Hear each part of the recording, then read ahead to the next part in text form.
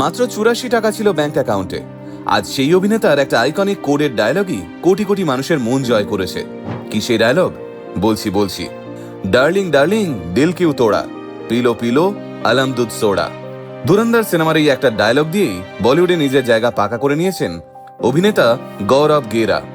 আসলে কি বলুন তো, আমরা স্পটলাইটের আলোর নিচে থাকা মানুষটাকেই দেখি, কিন্তু সেই আলোয় পৌঁছানোর জন্য যে কত রাত জেগে থাকতে হয়েছে, কত অপমান সহ্য করতে হয়েছে, কতবার ভেঙে পড়ে আবার উঠে দাঁড়াতে হয়েছে, সেই গল্পগুলো খুব কমই সামনে আসে। অভিনেতা গৌরব গেরার জীবনটাও সেই রকমই। একসময় তার ব্যাংক অ্যাকাউন্টে ছিল মাত্র ৮৪ টাকা। হ্যাঁ, ঠিকই শুনেছেন, মাত্র ৮৪ টাকা। তবুও তিনি হাল ছাড়েননি, লড়াই চালিয়ে গিয়েছিলেন। গৌরবের পরিবারের কেউই সিনেমা জগতের সঙ্গে যুক্ত ছিলেন না, কিন্তু ছোটবেলা থেকেই অভিনয়, স্টেজ আর সৃজনশীল কাজের প্রতি তার এক গভীর টান ছিল।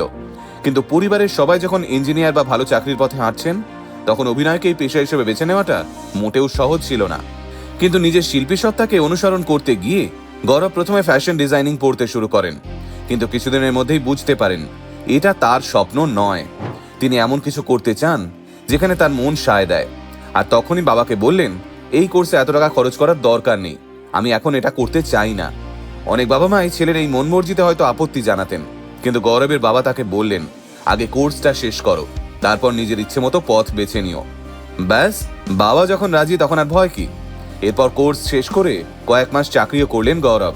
তারপর যোগ দিলেন এক থিয়েটারে, আর সেখান থেকেই শুরু হলো তার স্বপ্নের পথ চলা। কিন্তু স্বপ্নের পথ কি আর এত সহজ হয়? ১৯৯৮ সালে মাত্র ২৩ বছর বয়সে দিল্লি ছেড়ে মুম্বাই চলে আসেন তিনি। ছোট্ট এক কামরার ঘরেই বন্ধুদের সঙ্গে থাকতেন গৌরব। রোজ সকালে বেরিয়ে পড়তেন কাজের খোঁজে, এক অফিস থেকে আরেক অফিস, এক অডিশন থেকে আরেক অডিশন, আর সন্ধে হলেই ছুটতেন থিয়েটারের রিহার্সালে। স্বপ্নটা অভিনয় করারই ছিল, কিন্তু পেট তো আর স্বপ্ন দিয়ে ভরে না। তাই প্রথম জীবনে নাচও শিখিয়েছেন, ডান্সার হিসেবেও কাজ করেছেন, আর সেটাই ছিল একমাত্র রোজগারের মাধ্যম।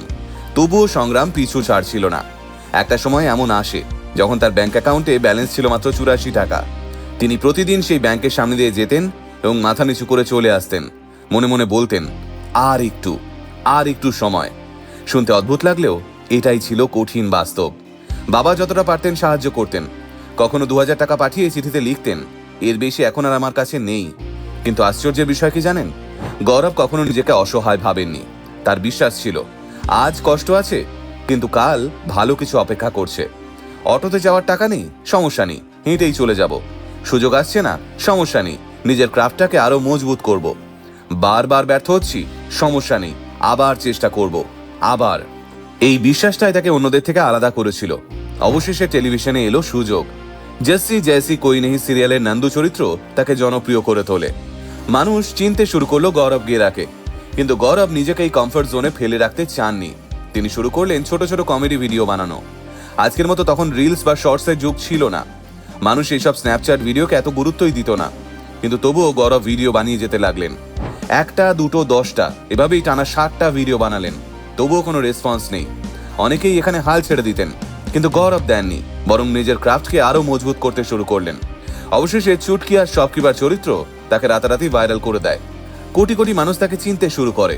তবুও তার মনে একটা আক্ষেপ ছিল, মানুষ তাকে কমেডিয়ান হিসেবে চিনত, অভিনেতা হিসেবে নয়।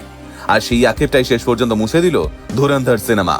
প্রায় ২৮ বছরের দীর্ঘ লড়াই, অসংখ্য অডিশন, শত শত প্রত্যাখ্যান আর 60টা ব্যর্থ ভিডিওর পর অবশেষে এই সুযোগ, যা গোটা ইন্ডাস্ট্রিকে নতুন করে বুঝিয়ে দিল গৌরব গেরা শুধু একজন কমেডিয়ান নন, তিনি একজন জাত অভিনেতাও।